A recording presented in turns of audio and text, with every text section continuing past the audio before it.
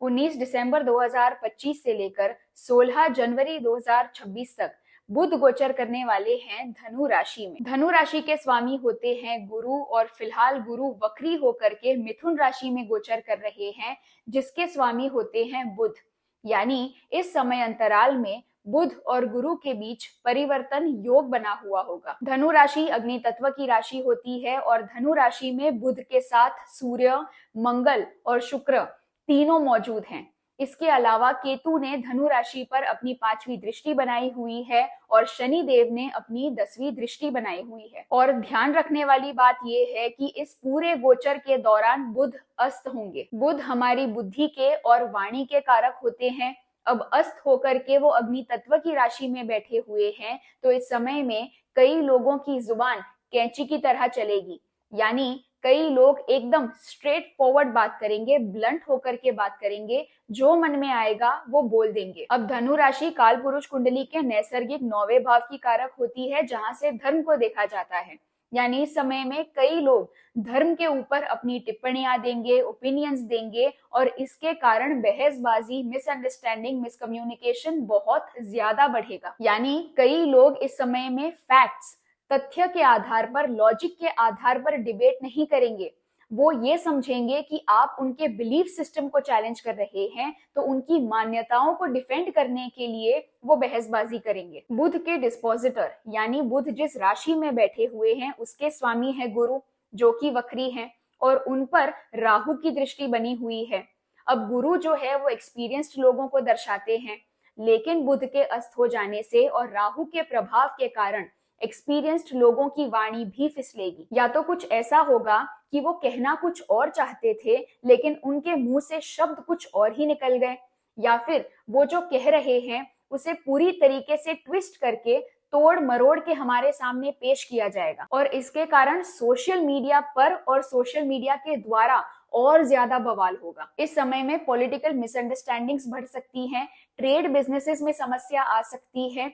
जो लोग यात्रा करने वाले हैं, खास तौर से फॉरेन की यात्राएं, उन्हें थोड़ा सा संभल कर रहना चाहिए। एडवांस में अच्छे से प्लानिंग कर लेनी चाहिए, क्योंकि वीजा से जुड़ी हुई समस्याएं हो सकती हैं और ट्रैवलिंग में भी दिक्कतें आ सकती हैं। इसके अलावा एजुकेशन सेक्टर में बड़े बदलाव देखने को मिल सकते हैं।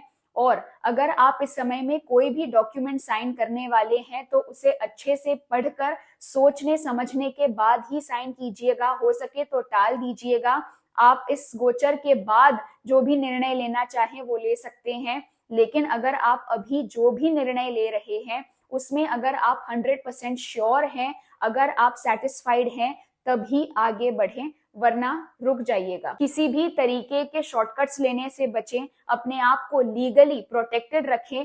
कोई भी नियम तोड़ने की कोशिश मत करिएगा, वरना आप खामखा अननेसेसरी लीगल केसेस में फंस जाएंगे। जस्ट बिकॉज कोई बड़े उम्र का व्यक्ति आपको कुछ कह रहा है, इसका अर्थ ये नहीं है कि आप उसे कर लें। आप भी अपने तरफ से रिसर्च करिएगा, एनालिसिस करिएगा, अच्छे से स्टडी करने के बाद ही किसी क्षेत्र में आगे बढ़िएगा। कई लोग आपको इस समय में बहुत ज्यादा ज्ञान देंगे, मॉरल वैल्यूज पर, एथिक्स पर, संस्कारों पर। आप देखेंगे कि वो आपको तो ज्ञान दे रहे हैं, लेकिन स्वयं उस पर अमल नहीं कर रहे हैं। इसीलिए इस समय में ऐसे टॉपिक से अपने आप को दूर ही रखिएगा। यानी इस समय में यदि आप किसी को फॉलो करना चाहते हैं, किसी की बात मानना चाहते हैं, तो बस इतना ध्यान रखिएगा कि जो लीडर होगा वो अगर लीड बाय एग्जाम्पल में विश्वास रखता है तो ज्यादा अच्छा है। लीड बाय प्रवचन वाले के पीछे मत जाइएगा। कई लोगों के मन में अचानक से ऑनलाइन कोर्सेज, ऑनलाइन टीचिंग करने का विचार आएगा और साथ ही कुछ लोगों को पढ़ाई करने के लिए परदेश जाने का भी मन करेगा। कई सारे लोग ऐसे क्लासेस में एनरोल करेंगे जहां पर धार्मिक चीजें पढ़ाई जाती हैं, अध्यात्म से जुड़ी हुई चीजें पढ़ाई जाती हैं और कई सारे लोगों को नई लैंग्वेज सीखने का भी मन कर सकता है। इस समय में कई लोगों का माइंड दौड़ेगा, यानी आपका माइंड बहुत ज्यादा तेज चलेगा, लेकिन इम्प्लीमेंटेशन में कमी होगी। इसीलिए किसी को भी बड़े बड़े वादे मत करके आना, ओवर प्रॉमिसिंग से बचना होगा और आपको एग्जैजरेशन से भी बचना होगा, क्योंकि आप करना तो बहुत कुछ चाहते हैं, लेकिन जब करके नहीं दिखाएंगे तब उंगलियां आप पर ही उठेंगी।